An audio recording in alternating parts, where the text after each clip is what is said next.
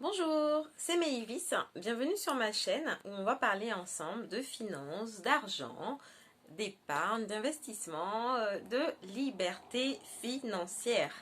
Alors, tu peux télécharger mon e-book En route vers la liberté financière. Je t'ai mis le lien juste en dessous de la vidéo. Donc, c'est un petit e-book gratuit qui va te permettre de voir à quelle étape tu te situes sur la route de la liberté financière. Alors aujourd'hui, on va parler immobilier. On va parler d'un sujet qui concerne en fait l'achat-revente. C'est vrai que je parle, en général, je parle d'immobilier locatif, hein, quand on achète pour louer. Mais aujourd'hui, je vais te parler de quand on achète pour revendre et de comment on peut s'en sortir gagnant. Alors, quand tu achètes pour revendre, euh, tu sais instinctivement en fait qu'il te faut acheter pas cher et revendre cher. Voilà, c'est quelque chose d'assez instinctif, d'assez intuitif. On sait que voilà, faut acheter moins cher et revendre plus cher pour faire une marge, pour faire un gap. Mais pour bien faire le calcul, je vais te donner des petits éléments voilà, qui vont te permettre de bien faire le calcul pour ne pas te tromper. Parce que quand tu achètes, il ne faut pas juste acheter pas cher. Parce qu'en fait, il va y avoir des frais à rajouter. Et du coup, quand tu vas vendre, c'est pas, disons que tu vends à 150 000 et que tu vas acheter à 100 000, c'est pas 50 000 euros que tu auras dans ta poche. Donc, on va voir ensemble qu'est-ce qu'il faut que tu prennes en compte. Donc, quand tu vas acheter, il y aura le prix de l'appartement, de la maison ou de l'immeuble. En général, une bonne opération de une bonne opération d'achat-revente, je voulais dire marchand de biens et achat-revente en même temps. Donc j'ai dit machat. Non, donc une bonne opération d'achat-revente, une bonne opération de marchand de biens, c'est quand tu achètes et que tu rénoves. Donc que tu apportes de la plus-value. Donc du coup, c'est pas forcément hein, dans l'ancien, mais c'est en général c'est ce que les marchands de biens font parce que du coup ça apporte de la valeur au bien et c'est comme ça qu'ils peuvent revendre plus cher. Donc il te faut acheter en général dans l'ancien, pas cher.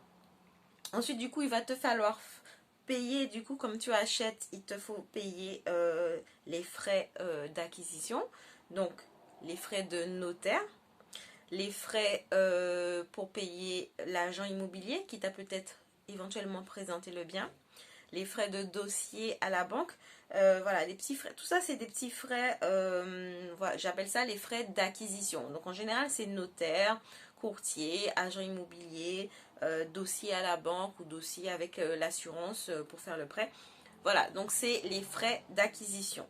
Ensuite, comme tu as acheté dans l'ancien moche, dans l'ancien qui méritait des travaux, il va falloir que tu paies des travaux, que tu fasses des travaux. Donc soit tu sais les faire toi-même, mais même si tu sais faire toi-même les travaux, il va te falloir payer la peinture, le parquet, etc., etc. Donc il va te falloir payer le matériel. Ou si tu passes par une entreprise, voilà, il faut te payer, tu vas payer le matériel et l'entreprise. Mais voilà, tu auras des coûts en fait pour les travaux. Tu peux aussi même, en général, on ne vend pas un appartement avec les meubles, mais tu peux même acheter quelques éléments en fait pour équiper l'appartement, pour le rendre un peu plus joli pour la revente. Voilà, des lampadaires, des lustres, des choses un peu qui vont équiper, qui vont donner un peu plus de cachet, de standing. Il y a aussi quelque chose que alors les Américains font souvent, c'est louer carrément des meubles à un home stager ou à un décorateur d'intérieur. Comme ça, tu meubles l'appartement, le bien à vendre, et ça crée l'effet coup de cœur pour le vendeur. Quand il vient acheter, il a l'effet coup de cœur, il se dit waouh, il veut acheter, mais en vérité, une fois qu'il a acheté, tu rends, il sait bien qu'il n'achète pas avec les meubles, hein, tu rends les meubles au décorateur, mais ça a créé l'effet coup de cœur et ça a permis la vente. Donc voilà, donc on récapitule. Donc tu dois payer l'appartement, tu dois payer tout ce qui est frais d'acquisition. Ensuite tu as les coûts de travaux et mérites de rénovation et éventuellement de mobilier. Ensuite, il y a quelque chose de très important à intégrer, c'est la commission aussi d'agence.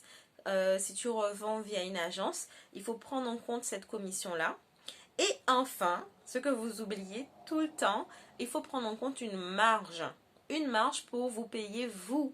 Donc voilà, ça peut être de 10, 20, ça peut même être plus, mais 20%, je pense que c'est bien. Donc 20% du prix de vente, c'est une marge à rajouter. Parce que du coup, vous ne faites pas ça pour rien. Quand vous êtes marchand de biens, ben, soit c'est votre métier, ou soit, ben voilà, hein, si vous avez pris un risque, vous avez pris un appartement, vous l'avez trouvé, vous l'avez retapé, vous l'avez décoré avec soin, vous le revendez à quelqu'un qui n'a rien à faire, qui arrive et tout est déjà fait, la personne a juste à poser ses bagages. Donc ça se rémunère. Vous avez apporté de la valeur à quelqu'un, ça se rémunère. Et c'est pour ça qu'il faut vraiment prendre en compte ce calcul de marge dès le début. Avant même de faire l'offre d'achat, il faut prendre tout ça en compte. Donc voilà, faut faire son petit fichier Excel, sa petite feuille Excel. Donc prix de l'appartement, coût d'acquisition, coût des travaux, commission d'agence à la revente, marge de 20%. Et est-ce que la somme de tout ça, ce sera inférieur au prix de vente? Est-ce que la somme de tout ça, est-ce que la somme de tout ce que j'aurai à payer et même à me payer, la marge, ce sera inférieur au prix de vente? Il faut vraiment vous assurer de ça avant de réaliser une quelconque opération d'achat-revente. C'est très important parce que trop de gens achètent en se disant je vais revendre 200 000, là je l'achète 100 000, mais en vérité quand ils font les travaux, il y a au moins 100 000 de travaux.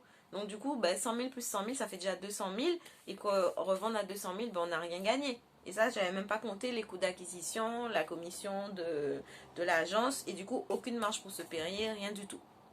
Donc voilà, donc c'était un petit calcul simple pour vous montrer comment réussir une opération d'achat-revente, en tout cas réussir en termes de chiffres, voilà, en termes financiers.